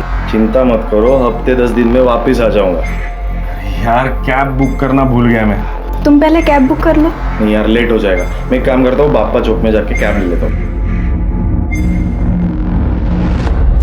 साहब, आशीष ने मुझे इस घर और शेखर के बारे में बताया था, और बहुत दिन तक जब आशीष का नंबर स्विच ऑफ गया और ना ही कोई कांटेक्ट हो पाया, तो मैं उसे ढूंढते ढूंढते यहाँ तक आ गई। और सर आशीष दादा भी 22 जून के बाद वापस घर आए ही नहीं। हाँ सर, वो सिन्नर जाने का कह के गए थे। आशीष की किसी के साथ दुश्मनी थी? नहीं सर, उनकी किसी के साथ कोई दुश्मनी नहीं थी। दादा एकदम सीधे आदमी थे, वो सिर्फ अपने काम से काम रखते थे। सब महेश कुलकर्णी, ये आशीष का कॉम्पिटिटर हुआ करता था। आशीष ने अपनी मेहनत और ईमानदारी से का विश्वास जीत लिया था, और जिसकी वजह से महेश का कमीशन का धंधा भी चौपट हो गया था। और फिर एक दिन उसने आशीष को फोन पर धमकी भी दी थी कि ऐसा ना हो कि वक्त फिर से करवट बदले और तुम धप से मुंह के बल आगे रहो। ए, फालतू की धमकी देना बंद कर, समझा ना?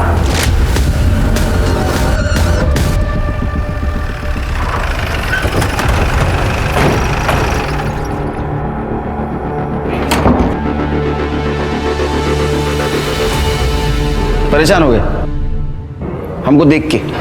नहीं सर, ऐसी कोई बात नहीं है। बताइए मैं क्या कर सकता हूँ। आशीष की वाइफ कह रही थी कि तुमने उसे कुछ धमकाया बिजनेस के सिलसिले में। सर बिजनेस में ये सब होते रहता है। आशीष ने मेरा धंधा चौपट कर दिया था तो गुस्सा तो आएगा ही, फिर भी मैंने समझौते के लिए उसे फ़ोन किया था सर। हाँ उस वक्त थोड़ी बहसबाजी हुई थी बस, बाकी मैं कुछ नहीं जानता सर। नहीं कुछ जानते हो तो अभी बता दो, क्योंकि हम अगर जानने की कोशिश करेंगे तो बताने के लायक नहीं रहोगे। मैं सच कह रहा हूँ सर, मैं कुछ नहीं जानता।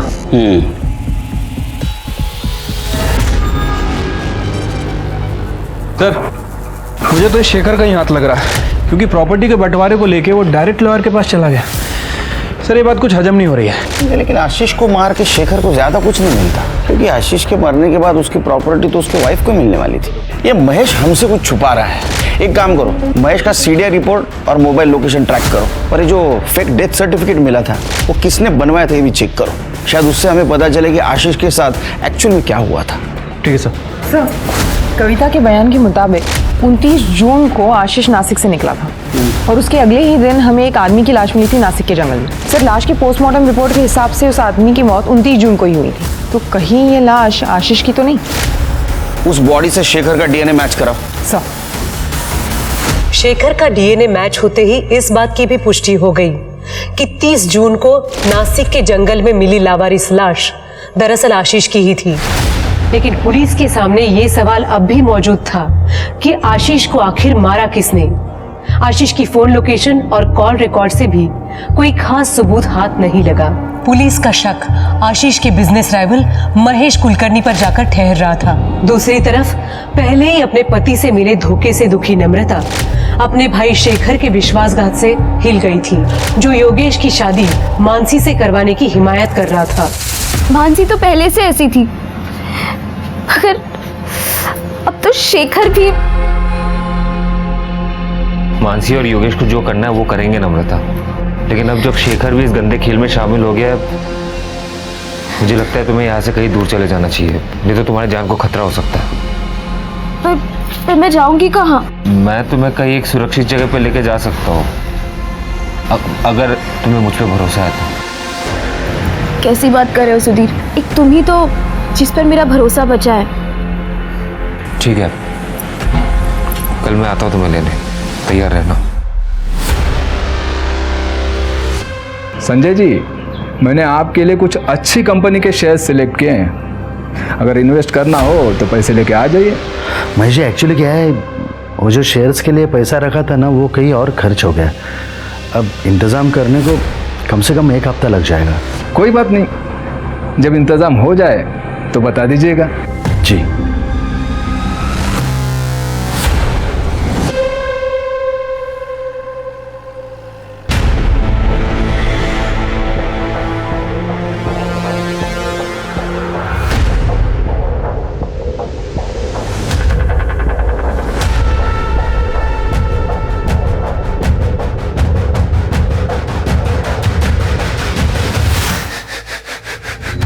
नम्रता, नम्रता, नम्रता, क्या है?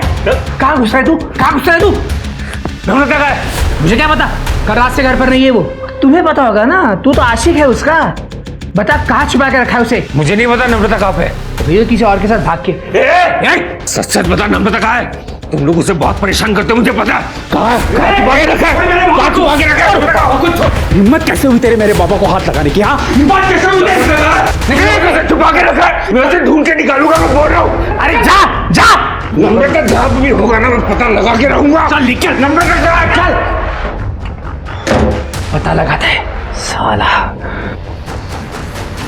कातिल बहुत चालाक है शेर के, और इसलिए उसने कोरोना का सहारा लिया। लेकिन सबसे बड़ा सवाल यह है कि आशीष को कहाँ मारा गया, क्योंकि कविता के बयान और आशीष के कॉल डिटेल्स के मुताबिक वो घर से 11 बजे निकला था और उसकी मौत 11:30 से 12:30 के बीच में। तो इसका मतलब उसको रास्ते में ही मारा गया है। सर कविता ने हमें बताया था कि आशीष ने घर से कैब बुक नहीं की थी, वो पैदल बापा चौक तक गया, जो वहाँ से 200 मीटर की दूरी पर। सर हो सकता है इसी बीच आशीष को किडनैप करके मार दिया गया हो, या फिर कातिल उसी कैब में हो। सर लेकिन अगर कातिल ने आशीष को सिन्नर में मारा तो उसकी लाश को नासिक के जंगलों में क्यों फेंक दी? जाहिर सी बात है स्वाति, कातिल नहीं चाहता था कि वो लाश आसानी से किसी को मिले, इसलिए उसने जंगल में उस बॉडी को डंप किया। अरे कहाँ जा रहे हैं? चल तो बात कर। अरे करणे येऊ दे त्यांना, लोकांच्या तक्रारी ऐकण्यासाठी ना आपण इकडे। सर ये नम्रता गायब हो गई है सर। क्या सर? उसका पति योगेश और आशीष की बीवी मानसी, इन दोनों के बीच में अफेयर चल रहा है सर। सर मुझे पक्का यकीन है इन दोनों ने गायब किया सर। आप उन दोनों को छोड़ना नहीं सर, प्लीज। गायब कौन कर सकता है लेकिन नम्रता को? सर शेखर उसका भाई सर। सर वो भी ये कर सकता है सर। सर ये योगेश और मानसी की शादी को रोकने के बजाय वो उसे सपोर्ट कर रहा है प्रॉपर्टी के चक्कर में सर। और नम्रता ने उसे वार्निंग दिया कि अगर उसने ऐसे किया तो प्रॉपर्टी में अपना हिस्सा वो नहीं छोड़ेगी। इन सब से पूछताछ करनी होगी। अरे सर हमें नहीं पता वो कहाँ चली गई है।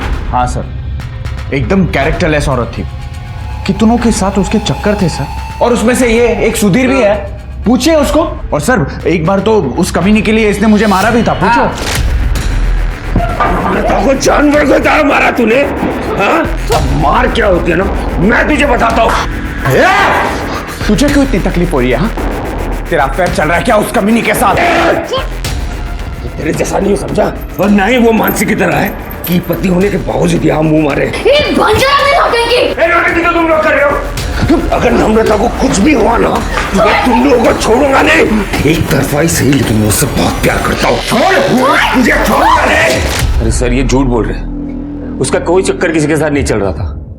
हाँ मैं मानता हूँ कि मेरा एक तरफा प्यार था उसके लिए। हम दोनों बहुत अच्छे दोस्त थे सर, इसलिए उसने मुझे सब कुछ बताया कि कैसे वो उसे मारता था और इसका ये बाप उसे मलहम लगाने चक्कर में उसको मोलेस्ट करता था सर। सर उसे लगा कि वो इस घर में सुरक्षित नहीं है, उसको मेरी मदद की जरूरत थी। उससे पहले कि मैं उसे कोई सेफ जगह पे लेके जाऊं, इन लोगों ने उसे गायब कर दिया सर। अरे झूठ बोल रहा है सर, खोटा बोलते हैं। ये खुद उसको भगाने के चक्कर में था और अब हम पर आरोप कर रहा है अभी। हाँ सर मैं झूठ नहीं बोल रहा हूँ सर, मेरी बात मानिए सर। आप मुझ पर कैसे इल्जाम लगा सकते हैं सर? आशीष को ढूंढने के लिए आई हूं मैं यहाँ। और तू, तेरा भाई मरा नहीं और तू वकील के पास चला गया, अजीब नहीं लगता तुझे? सबसे ज्यादा शक ना तुम दोनों के ऊपर है। एक सीधा सीधा उगल दे वरना डंडा मार के उगलवाऊंगा। सर मैंने कुछ नहीं किया, मुझे सच में कुछ पता नहीं। सर हमें जितना पता था आपको बता तो दिया। वो सर्टिफिकेट भी कोरियर से आया था।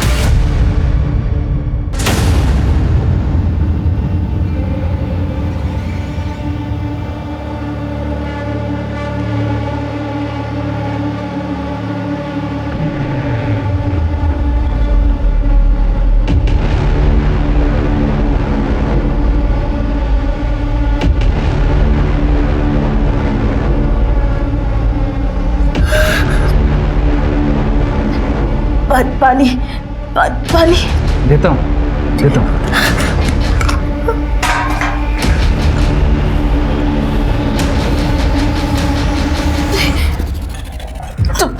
तुम मेरे साथ ये सब क्यों कर रहे?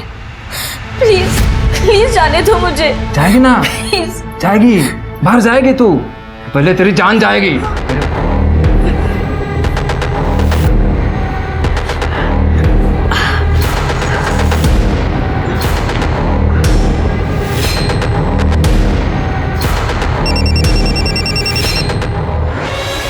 Hello hello hello Sudhir. Namrata तुम कहाँ पे हो? तुम ठीक तो हो ना? नहीं सुधीर, मुझे इन लोगों ने ना महेश कुलकर्णी के घर पे बांध कर रखा है।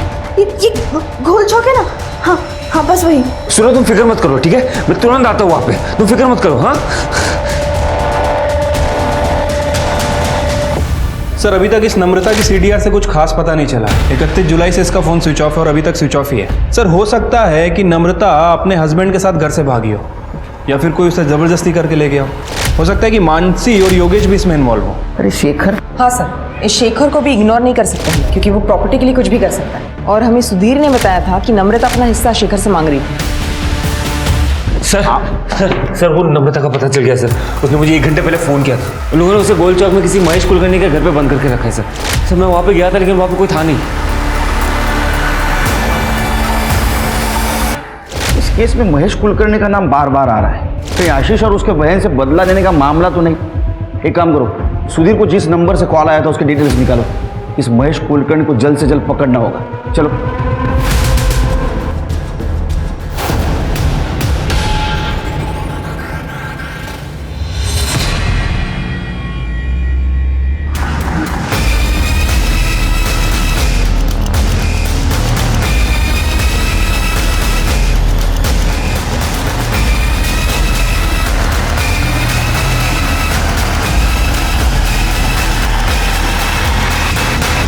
सर सर सर यहाँ पे, सर यहाँ पे, सर ये यहाँ।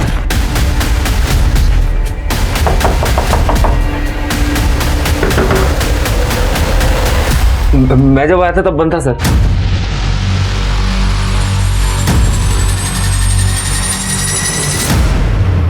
नम्रता चेक करो। सर ये तो मर चुकी है।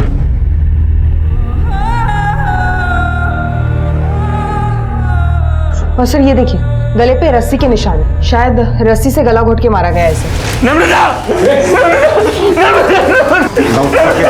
नौटंकी बंद कर। तूने मारा नम्रता को? तो एक तरफा प्यार करता था ना उससे। तूने बोला था दरवाजा बंद है, दरवाजा खुला था। सर मैं जब आया था सर तब अंदर से दरवाजा बंद था सर, यकीन कीजिए सर, मैं झूठ नहीं बोल रहा हूँ सर। सिर्फ नम्रता सर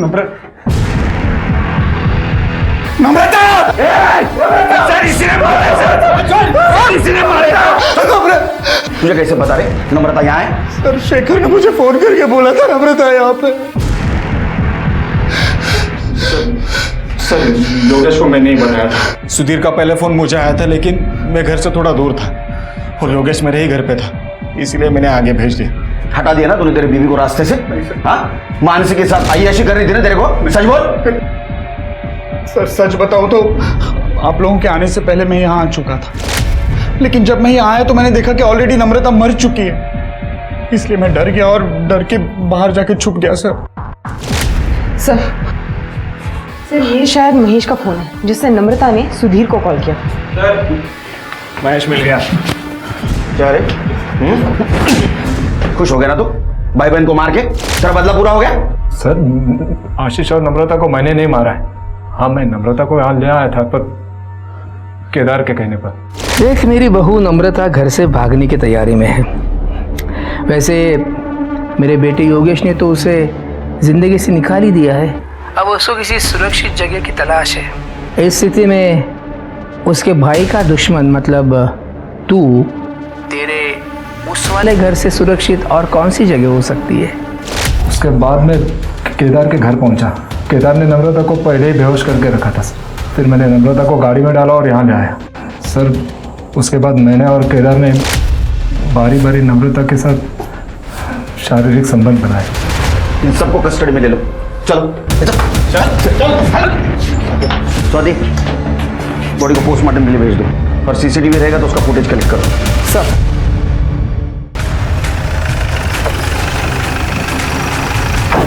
अरे साहब वो महेश झूठ बोल रहा है। एक नंबर का टक्की इंसान है वो। हमेशा औरतों के पीछे पड़ा रहता है। हमारे घर में आता जाता रहता था। और आपको बताया था मैंने, नम्रता हमारी बहू, उसका चाल चलन ठीक नहीं था। इतनी सफाई देने की जरूरत नहीं, सबका कैरेक्टर सर्टिफिकेट है मेरे पास। कोई सबूत है आपके पास? आएगा। जिस दिन मेरे हाथ सबूत आएगा मेरा हाथ चलेगा, फिर तेरे हाथ कुछ नहीं रहेगा। ये केदार का सीमेंट सैंपल कलेक्ट करो और क्राइम सीन पे जो क्वांटम मिले उससे मैच करवाओ। सर नम्रता की पीएम रिपोर्ट। सर नम्रता की मौत गला घोटने की वजह से हुई है। इसके अलावा बॉडी पे कहीं कोई स्ट्रगल के निशान नहीं है और मौत 11 से 12 के बीच में हुई है। CCTV footage? नहीं सर, वहाँ कोई सीसीटीवी कैमरा नहीं है। बात समझ में नहीं आ रही श्री के। ये नम्रता ने सुधीर को कॉल किया, सुधीर ने शेखर को कॉल किया, शेखर वहां तुरंत नहीं पहुंच पाया इसलिए उसने योगेश को कॉल किया। सब लोग वहां थे, तो कातिल कौन है? सर ये महेश के मुताबिक केदार को पता था कि नम्रता कहाँ है, लेकिन इस वक्त ये दोनों मर्डर से भी इनकार कर रहे हैं। नहीं श्री, मुझे किसी पे भरोसा नहीं, क्योंकि आशीष और नम्रता दोनों का मर्डर सेम तरीके से हुआ है, तो हो सकता है इनका कातिल भी एक हो। सर हमें शेखर ने बताया था जब उसने योगेश को कॉल किया था तब वो आशीष के घर पे ही था। हो सकता है मानसी या कविता ने उनकी बात सुन ली हो। और वैसे कविता पर शक करने के लिए बहुत सारे रीजंस हैं। आशीष के मरने के बाद वो उसकी लीगल वाइफ है, तो शेखर जैसे ही प्रॉपर्टी पर उसका इक्वल दावा बनता है। सर मैंने नम्रता को नहीं मारा है। और सर मैं भी इस बारे में कुछ नहीं जानती हूँ। उस दिन नेटवर्क इशू होने की वजह से योगेश बाहर गया था सुधीर से बात करने के लिए, और जब योगेश अंदर आया तो उसने मानसी को बताया और मानसी ने मुझे बताया कि किसी ने नम्रता का किडनैप कर लिया है। हाँ सर ये सही कह रही है।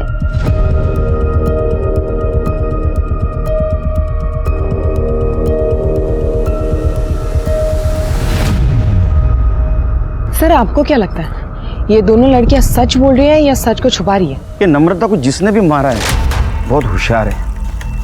उसे ढूंढने के लिए हमें बहुत मेहनत करनी पड़ेगी। छिड़के ये आशीष का डुप्लीकेट डेथ सर्टिफिकेट जिसने भी बनवाया है उसका कुछ पता चला? फिलहाल तो नहीं सर। ठीक है। शिरके, तुमने एक चीज पॉइंट आउट की, खिड़की के बाहर 2 रस्सी के टुकड़े लटक रहे थे और बीच का हिस्सा गायब था। ये नम्रता को भी रस्सी से घोट के मारा गया है ना? हाँ सर। क्या ऐसा तो नहीं कि ये रस्सी उसके लिए यूज की गई हो? पॉसिबिलिटी तो है सर। एक काम करो, फॉरेंसिक टीम को बुला, हम लोग कातिल के बहुत नजदीक पहुंच गए हैं, जल्दी। ठीक है सर। सर एक मिनट। हेलो। ठीक है सर, क्राइम सीन पे जो कॉन्डम्स मिले थे और उसके अंदर जो सीमेन था वो केदार के सीमेन से मैच कर रहा है। बोला था ना तेरे को, जिस दिन हाथ सबूत लगेगा मेरा हाथ उठेगा। सच बोल। मुझे मत मारिए, मैं सब बताता हूँ। मैं मानता हूँ कि मेरी बुरी नज़र थी मेरी बहू पर। महेश जो कुछ भी बोला बिल्कुल सच बोला। ये नम्रता को किडनैप करने का प्लान मेरा ही था, लेकिन मैं सच बोल रहा हूँ, मैंने उसे नहीं मारा सर। तूने अभी आधा सच बोला है। तूने एक औरत को मॉलेस्ट किया है, एक औरत तुझे मारेगी। स्वाति, इसको इतना मारो ये सच बोले। सर सर सर आ, सर आ।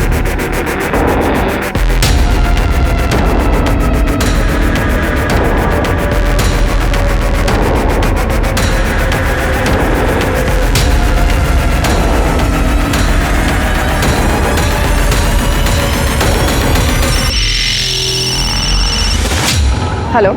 कविता किसी को तो मिलने आई है, पर मैं देख नहीं पाया वो किससे मिलने आई है। ठीक है, वो बाहर आने तक वहीं रुको और अगर पता ना चले वो कौन है तो किसी बहाने से अंदर चले जाना। Okay madam.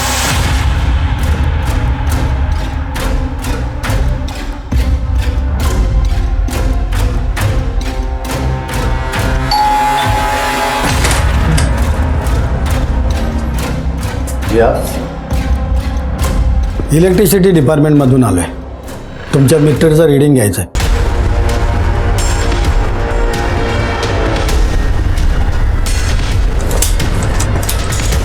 सर तुमचं मीटर फॉल्टी आहे, एक आठवड्यामध्ये तुम्हाला नवीन मीटर दिलं जाईल, पण मालकाचा आम्हाला एक फोटो लागेल। मेरे पास में फोटो नहीं है सर, ती आमच्याकडे सुविधा आहे, तुम्ही जरा मास्क खाली करा।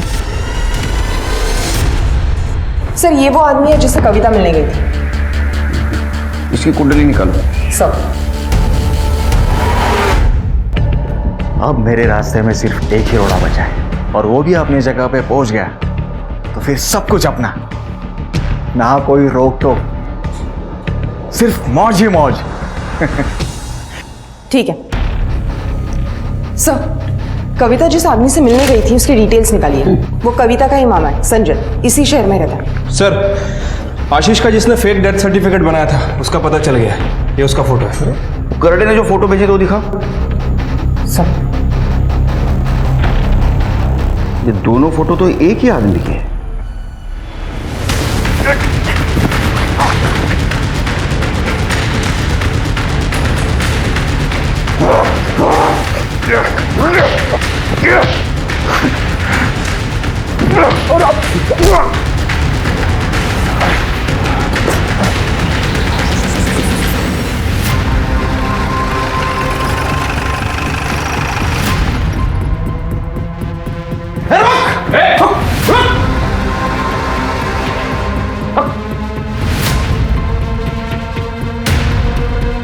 सब, इसने नम्रता को मारा है। हमने जब इसे पकड़ने की कोशिश की थी ये हमलावर हो गया।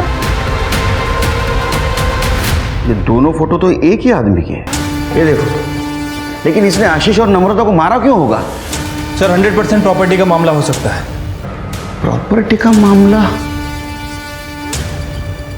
अगर प्रॉपर्टी का मामला हो सकता है तो इसका अगला शिकार शेखर हो सकता है। हमें शेखर को बचाना होगा। 1 सेकंड से शेखर बच गया और 1 सेकंड से तू भी बच गया। तुम दोनों के खिलाफ सारे सबूत है हमारे पास। तुम सच बोलो नहीं तो हमारा डंडा बोलेगा। बताती हूँ सर, मैं आशीष से बहुत प्यार करती थी। मुझे बिल्कुल भी अंदाज़ा नहीं था कि वो मुझे इतना बड़ा धोखा देगा। वो अक्सर बिजनेस का नाम लेकर सिनर आया करता था और जब उसने ज़्यादा से ज़्यादा वक्त यहाँ बिताना शुरू कर दिया तो मुझे उस पर शक होने लगा। फिर मैंने ये बात संजय मामा को बताई। इन्होंने आशीष के इस घर पर नज़र रखनी शुरू कर दी। तब हमें पता चला कि आशीष और मानसी शादी कर इस घर में एक साथ में रह रहे हैं। तब मुझसे ये बात बर्दाश्त नहीं हुई सर। मामा, मैं आशीष को कभी माफ नहीं कर सकती, उसे मारना ही होगा। ये तू नहीं, तेरा गुस्सा बोल रहा है। नहीं मामा, ये मेरा आखिरी फैसला है। सही मौका आने दो। उसे मारने के लिए इस घर से अच्छी जगह कोई नहीं हो सकती। साहब, अभी कोरोना से इतने लोग मर रहे तो हमें लगा कि ये आशीष की मौत भी छिप जाएगी और कविता आशीष की प्रॉपर्टी पे ऐश करेगी। लेकिन साहब, जब हम यहाँ आए तो हमें पता चला कि ये आशीष की तो बहुत सारी प्रॉपर्टी है। फिर हमने सोचा साहब, ये प्रॉपर्टी के जितने भी दावेदार हैं उनको सबको एक एक करके रास्ते से हटा देंगे। कि नम्रता के बारे में कैसे पता चला? वो मैं इनके घर पे नज़र रख रहा था ना साहब, तो वो शेखर ने योगेश को फ़ोन करके नम्रता के किडनैप होने की बात बोली तो वो बात मैंने सुन ली, क्योंकि मैं वहीं पे छुप के खड़ा था। गोल चौके के पास। और क्या नाम बताया? महेश कुलकर्णी। पक्का नम्रता वहाँ मिलेगी?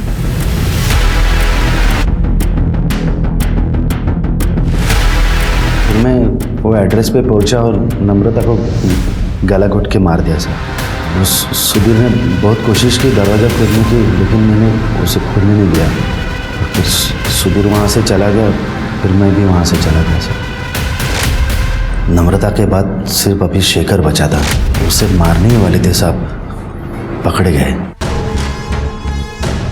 तुम्हें पता है लालच और बेवकूफ़ी में तुमने कितनी लोगों की जिंदगियां बर्बाद कर दी?